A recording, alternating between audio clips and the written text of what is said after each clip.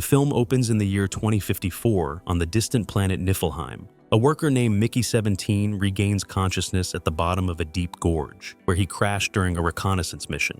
He's soon discovered by Timo, a pilot who descends into the ravine, not to rescue him, but to retrieve a flamethrower. Timo coldly leaves Mickey behind, assuming he'll die soon, since a new clone with the next serial number will be printed by the biological printer the following day. As Timo departs, Mickey is left alone, bracing for an imminent attack from the planet's native life forms. Enormous, monstrous creatures. The timeline then rewinds, revealing the harsh reality of being a disposable worker. We're shown the grim cycle. A new body is printed, consciousness is uploaded, and the worker is sent on deadly missions. Mickey recalls his first death vividly. He was sent into space to repair wiring, but in truth, the scientists only wanted to test how fast the star's radiation would kill him. Mickey Barnes didn't accept this job because life was good back on Earth. In fact, both he and Timo were deeply in debt to gangsters, who made their threats very clear, using a chainsaw and another unfortunate debtor to demonstrate what would happen if they didn't pay up.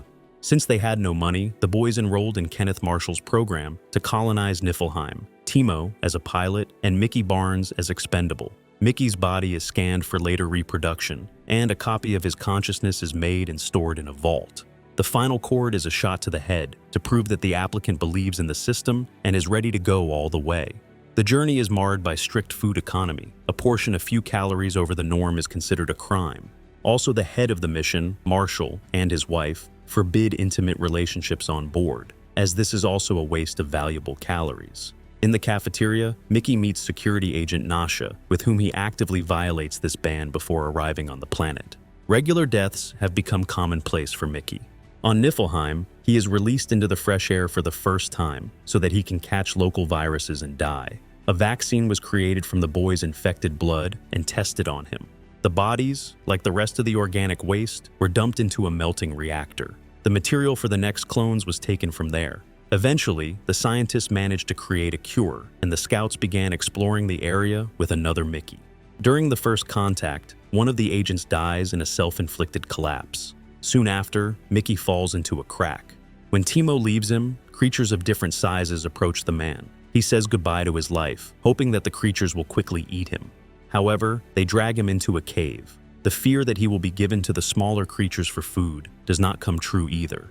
The animals push the intruder back to the snowy surface. Imitating the clicking sounds of the creatures, he leaves. Returning to his room, he washes away the fatigue of a hard day. But as he lies down in bed, he notices another copy of himself, number 18. There was a technical error. The 17th one did not die, as scientists believed, and the 18th one had already been printed. The clones realize that they are multiples, simultaneous copies of one person, which is illegal and punishable by death for both. Mickey wants to escape, so he knocks out the 18th with a well-aimed throw of a dumbbell. He doesn't need it anyway. Waking up in a waste cart, Mickey recalls how Nasha said that each clone has its own character. The 18th clearly has psychopathic tendencies, a craving for murder, and a determination that is not characteristic of Mickey. Number 18 brutally beats his predecessor, trying to throw him into a reactor. When he offers to live a double life by sharing work shifts, he is scorned by the more masculine version. The appearance of Timo and his friend prevents them from finishing what they started. The pilot sells the fuel extracted from Mickey's flamethrower, which is used as a banned substance. After hiding and overhearing the drug dealer's conversation, 18 decides to eliminate his former friend. When he is alone, he attacks Timo and throws him into the mine. Suddenly, agents Nasha appear. Mickey hides, and the 18th orders Timo to play along and pulls him out, pretending to save his friend. Nasha leaves with her boyfriend, and Mickey, who is consumed with jealousy, follows them. It is at this moment that he is found by Marshall's assistant to tell him the news. The leader has chosen him for the traditional dinner in front of the cameras, which is supposed to boost the morale of the colonists. Exhausted by the eternal hunger caused by the economy, Mickey goes to Marshall's chambers, where he greedily pounces on a steak. Later, they are joined by Agent Kai, the partner of the girl who died during the raid. Marshall apologizes to Mickey for yelling at him about it. Then they pray for the repose of the deceased soul. The prayer is interrupted by a bout of ill health. Mickey feels sick right at the table. It turns out that they tested synthetic meat on him, and at the same time, a new painkiller. He is immediately injected with the medicine. Kai takes the guy to his room to give him a decoction of herbs that helps with indigestion. Remembering that his lover is now an imposter who was printed out a few hours ago, Mickey hurries home. When Nasha sees him, she understands everything. It was predictable. Being under the influence of the fuel, she marks them with serial numbers and forces them to make up. They are interrupted by Kai, who has brought Mickey a remedy for his stomach pain. Meanwhile, 18 learns from 17 about the incident at the dinner. He becomes furious, accusing Marshall of inhuman treatment, and decides to eliminate him. Fortunately, Nasha left her service pistol behind. The 18th goes to the hall where the head of the mission is making a new presentation. He shows the local stone delivered that day, which he wants to use to make a memorial with the names of the first colonists. The Marshal is speaking to the audience when a laser cuts through the stone, revealing that there are cavities inside. 18 aims at the leader, but the weapon is noticed and they rush at him. A creature hides in the stone, and its appearance causes panic. As a result, 18 and his gun end up on the floor while the audience chaotically scatter. The Marshal orders the scientists to capture the creature, for which they put on protective suits.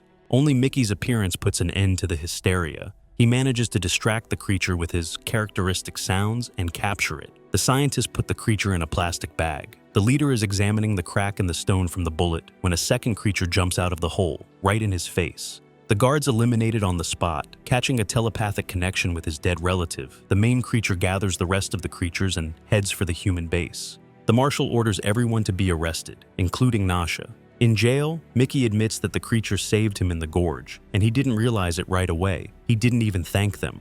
They are taken to the Marshal, and on the way, it turns out that the local population of creatures has surrounded the base in full force. Dorothy, the lab technician who studies the captured creature, tells Mickey that its sound imitation gave her the idea to create a prototype translator for the creature language. She says that the local animals are not a threat. They didn't even eat Mickey and 17 when they had the chance. 17 confirms this. Dorothy interrupts the conversation, clarifying that the creatures have intelligence and language. As proof, the captured creature spits in disgust at the Marshal. As a punishment, the leader puts the creature on a hook and hangs it over the reactor, forcing Nasha to hold the rope with her teeth, saving the creature from death. The Marshal turns his attention to the problem of the creatures crowding outside. To get rid of them, he orders 2 Mickeys to be substituted for the creatures and let them into the crowd to eliminate them all. When they are driven outside, Dorothy hands the prototype translator to the 17th. The clones make their way through the crowd of creatures straight to the giant head creature. Mickey warns the creature that they need to leave because humans are planning to destroy their species. In response, the creature demonstrates the power of its kind. Using special sounds, the creatures can fry a human brain. In order to reach a compromise, the creature demands the return of the remaining creature and the sacrifice of 1 human as payment for the killed creature. Mickey returns to the base and gestures to the camera that the creature must be returned. However, the Marshal's advisor convinces the chief that it is better to go to the site in person to give a heartfelt speech in front of the cameras before destroying the creatures with an airstrike, clearing the territory of the indigenous population for the colonists. Such are the traditions. After fixing his hair in the mirror, the Marshal and his security detail head out on 3 transporters into the field teeming with creatures. As they drive away, Nasha attacks Ilfa, threatening to break her neck with a grip. The girl demands that the creature be released and allowed to go with him. The Marshal's soldiers aim at the main creature, but the smaller creatures are bunched together, creating false targets. Meanwhile, the creature is being carried on foot to Mickey. Seeing the Marshal, 18 decides to follow through with his plan. He attacks the leader. After beating the boss, he presses the detonator button, blowing himself up, along with the enemy right in front of Mickey and Nasha. The story moves forward 6 months to spring on Niflheim. The colonists have changed the government and Nasha has won the election. They decide to destroy the bioprinter, finally abandoning the idea of consumables. Mickey is honored to press the button. His past, along with his serial number, burns up in a blaze of flames. Now he is not the 17th version of Mickey Barnes, but the one and only.